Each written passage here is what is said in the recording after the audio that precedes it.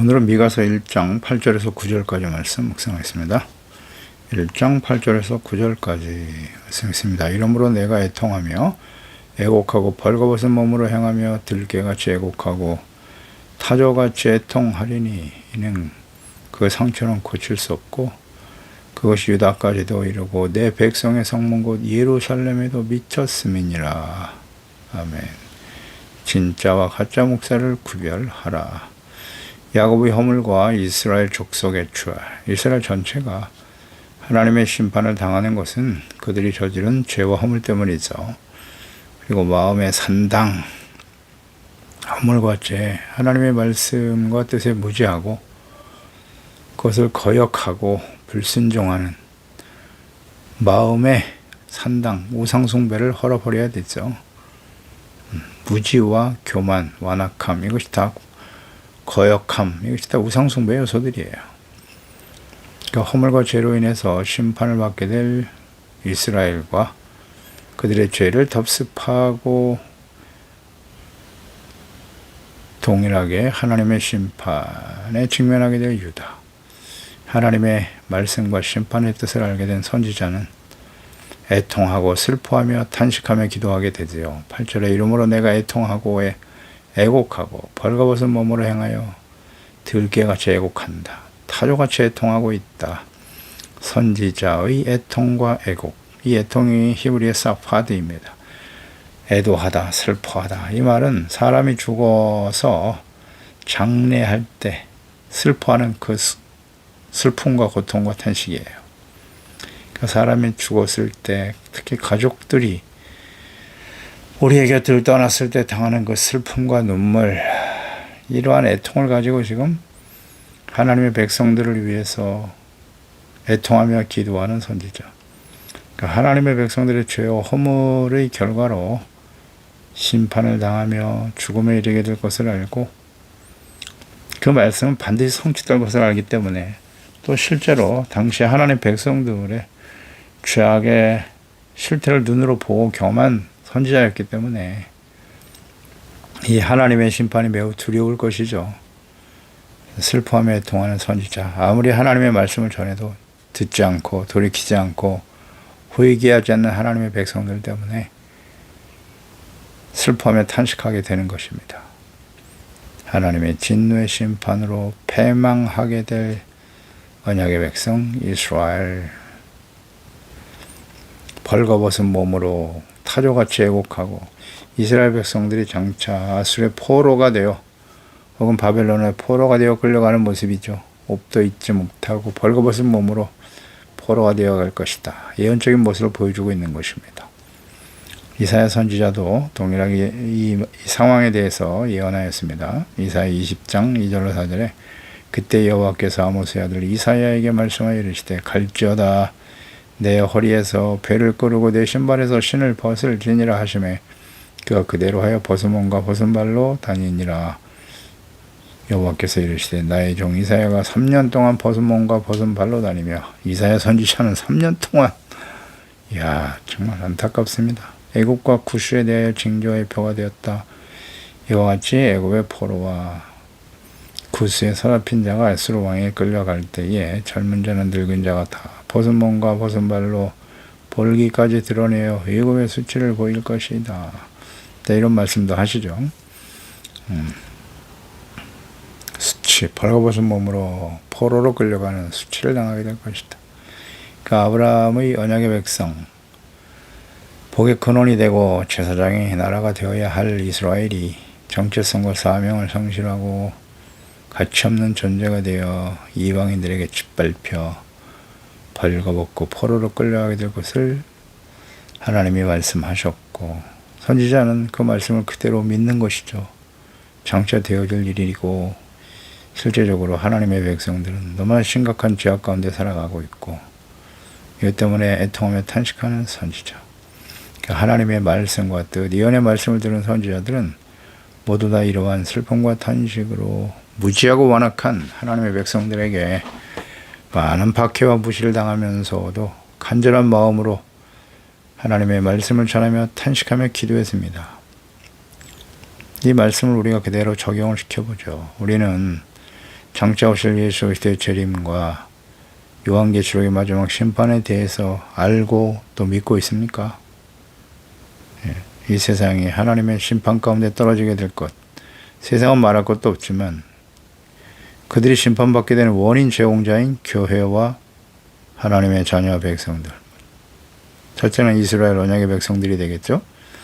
이스라엘에서 시작해서 교회와 하나님의 자녀 백성들이 악을 행하고 빛과 소금의 역할을 감당하지 못하고 정체성과 사명을 상실하고 부패하고 타락하여 그들이 먼저 심판을 받고 그들의 부패로 인해서 예수 그리스도를 멀리하고 복음을 거부하고 교회와 하나님과 그리스도의 이름을 저주하고 욕하고 그러한 불신자들 모두 다 하나님의 심판을 받게 될 것입니다. 이런 일들이 장차 일어날 것임을 확실히 알고 있나요? 믿고 있습니까? 멸망해 갈 하나님의 자녀들, 교회와 혹은 지체들, 가족들을 위해서 진실로 애통하며 기도하고 있습니까? 그렇습니다. 하나님의 진노의 심판이 임할 수밖에 없는데요. 그를 위해서 우리는 매일매일 애통하며 기도하지 아니할 수 없나이다. 간절히 기도할 수밖에 없어요. 마태복음 5장 3절과 4절에 심령이 가난한 자가 복이 있다고 하시죠. 천국에 그들의 보심에 애통하는 자가 복이 있다. 그들이 위로를 받을 것이다. 심령이 가난하여 하나님의 도우신 은혜가 아니면 우리가 살아갈 수 없나이다. 주여, 하나님 앞에 말씀 앞에 드러난 우리의 죄를 바라보고 애통하는 자가 되어야 하는데요. 악하고 패역한 세대 가운데 부패하고 타락해가는 자기 자신과 하나님의 자녀들이 들어야 할 그 말씀을 바르게 전하고 가르치고 있습니까? 진심으로 애통하며 기도하고 있나요? 에베소서 5장 11절 이하에 너희는 열매 없는 어둠의 일에 참여하지 말고 너희가 누굽니까? 예수 그리스도를 믿고 구원받은 그리스도인들, 하나님의 자녀들.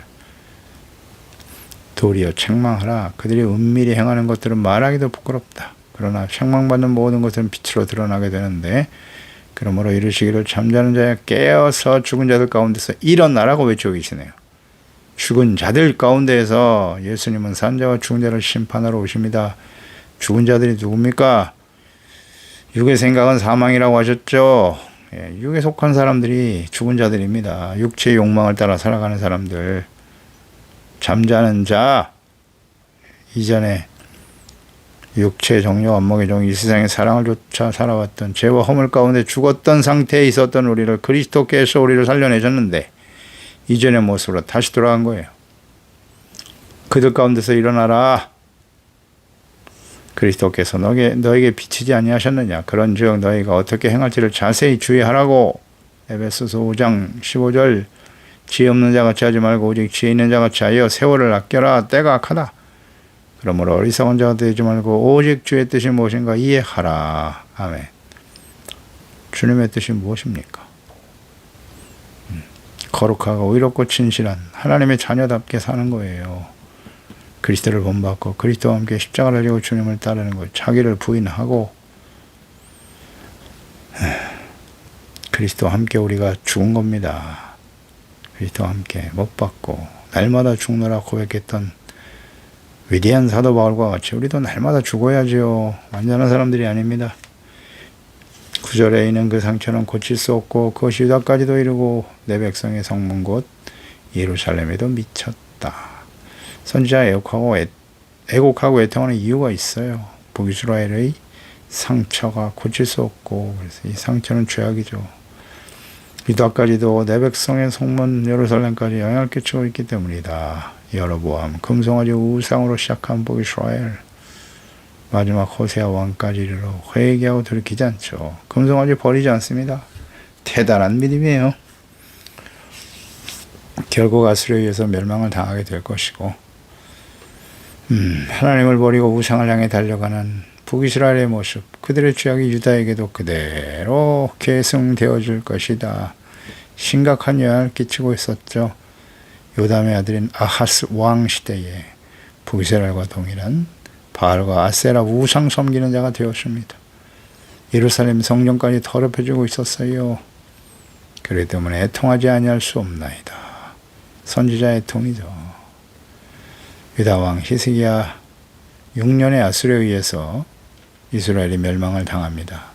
왕하 18장 9절 이하에 히스기야 왕 제4년 곧 이스라엘의 왕 엘라의 아들 호세아 제7년에 아수르 왕 살마네셀이 사마리아로 올라와서 에워쌌고 3년 후에 그 성읍이 함락됐다. 곧 히스기야 왕의 제6년이다. 이스라엘 왕 호세아 제9년에 사마리아가 함락되었고 아수르 왕이 이스라엘을 사로잡아 아수르에 이르러 고산 강가에 있는 할라와 하볼과 메대 사람이 여러 성읍에 두었으니 분명히 하나님의 말씀이 성취되었죠. 예, 선지자들이 끊임없이 외쳤으나 돌이키지 못하고 기회를 잃어버리는 거예요. 설마 그런 일이 우리 가운데 일어나겠는가? 아니 뭐 설마도 아니에요. 아니 관심도 없어요. 아무리 외쳐도 하나님 말씀을 듣지 않습니다. 그게 과거에만 그러하느냐? 그렇지 않죠. 모든 시대에 하나님의 아들 그리스도를 보내실 때 역시 마찬가지.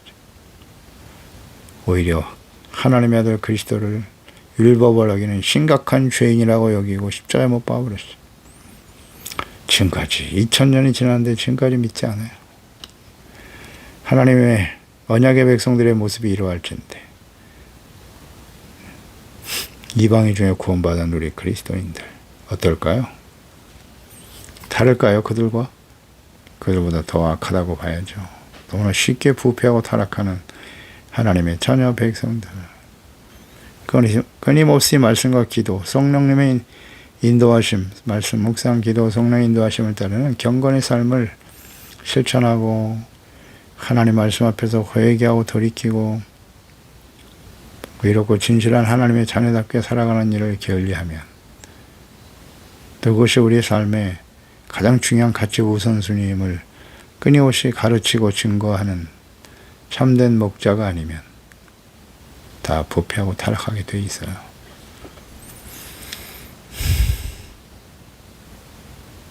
우상숭배의 죄악에서 돌이키지 않으므로 멸망하게 될 이스라엘의 죄악된 모습 그대로 유다에게 이어집니다. 우시야 성전에서 불순종하다가 문둥병 걸려 죽었죠. 아들 요담이 그걸 보고 두려워서 하나님을 경외하는 모습은 있었으나 성전에 들어가지 않았다. 가서 예배드리고 말씀 듣고 회개하고 돌이켜 용서받는 의의 삶을 살아가야 되는데 산당도 헐지 않았죠, 요담은? 그래서 그 아들 아하스는 완전히 우상숭배자가 되는 거예요. 히스기야가 북이스라엘의 멸망을 보면서 그래도 두려워하여 하나님을 잘 경외하고 섬겼죠. 우상을 제거하고 다윗과 같이 정직히 행하기는 하였으나 아수르 공격에서 하나님이 지켜주셨죠. 하지만 그의 아들 15년 동안 생명을 연장해 주신 기간 동안 낳은 아들 므낫세 12살에 왕이 되었는데 말이죠. 그를 바르게 가르치지 못했네요. 하나님을 경외하는 것을 배우지 못한 아들을 또 왕으로 세운 어리석은 히스기야. 므낫세가 완전 우상숭배자가 되고 말았어요. 심각하죠. 언약의 백성 이스라엘의 부패와 타락으로 인한 미래 결코 형통할 수 없어요. 복을 받고 잘 될 것이다.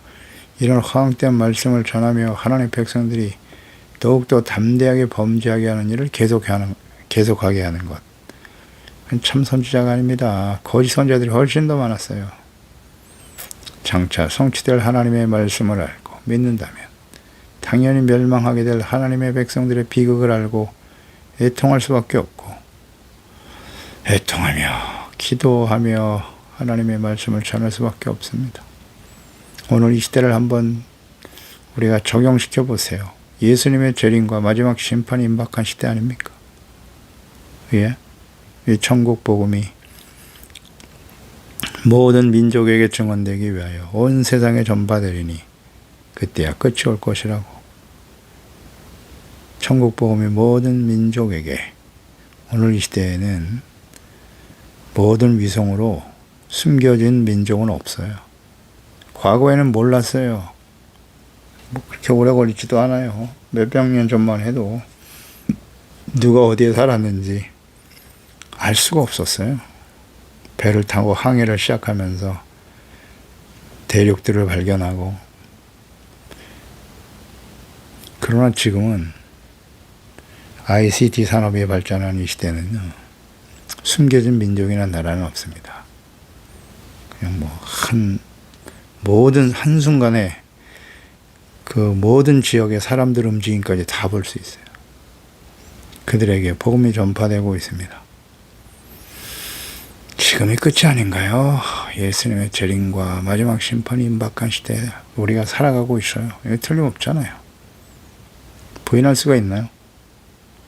그러면 이 마지막 심판의 때를 살아가는 이 시대에 우리가 들어야 될 말씀은 무엇일까요? 어떠한 말씀을 전하고 가르치고 증거해야 할까요? 요한계시록 소아시아 7교회잖아요. 심판 임박한 시대 교회들에게 회개하라. 회개하라고 외치고 계시잖아요. 이기는 자가 되라고. 성령이 교회들에게 하실 말씀을 들어야 한다고 외치고 계십니다. 요한계시록 3장 19절 물은 내가 사랑하는 자를 책망하여 징계하노니 그러므로 내가 열심을 내라 회개하라. 차지도 덥지도 않은 라오디게아 교회. 이러한 말씀을 우리는 매일같이 듣고 있나요? 이러한 말씀들을 전하는 목사가 진짜 목사예요. 이 시대의 말입니다.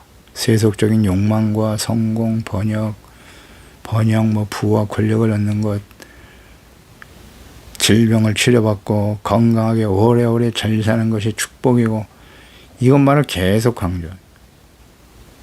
이것이 하나님의 나라를 구하는 일이라고 외치는 가짜 목사들, 또 그런 말씀을 듣기를 좋아하는 사람들, 진짜와 가짜 목사를 구별할 줄 알아야 합니다.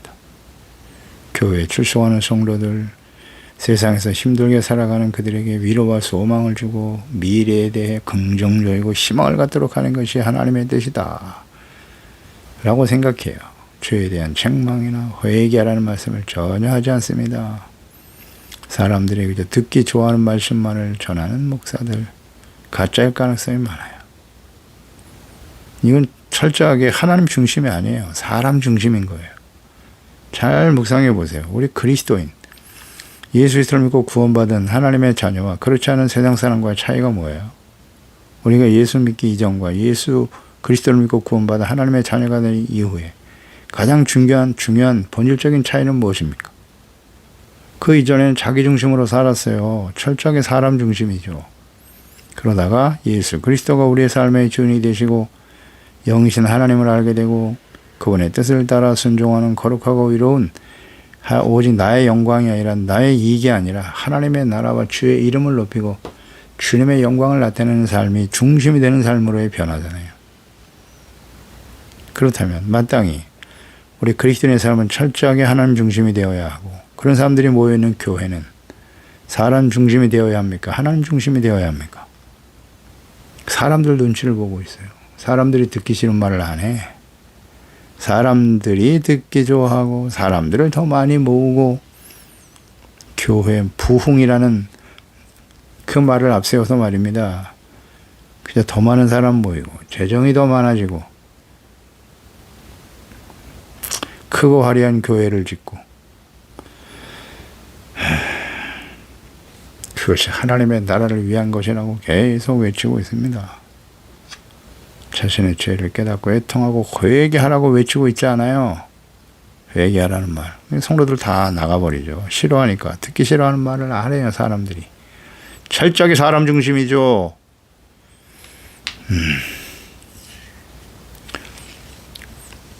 하나님의 말씀 전하고 많은 사람들로부터 인정을 받을 수 있어요. 훌륭한 목사고 그렇게 인정받을 수 있어요. 사람들로부터 존경과 칭찬을 받는 목사. 그러나 그것은 하나님의 중심이 아닌 사람 중심의 목회자인 경우도 얼마든지 있을 수 있다는 거예요. 사람들의 칭찬에 귀를 기울이기 시작할 때 쉽게 부패하고 타락하게 되는 겁니다. 심각한 우상숭배의 죄악이 오늘날 교회와 성도들에게 심각한 영향을 미치고 있어요. 마태복음 5장 4절 있지 않습니까? 애통하는 자가 복이 있다. 그들이 위로를 받을 것이다. 자신의 죄를 깨닫고 애통하고 회개하지 않는 자에게는 참된 하나님의 위로와 축복이 없어요. 안타까운 일이죠.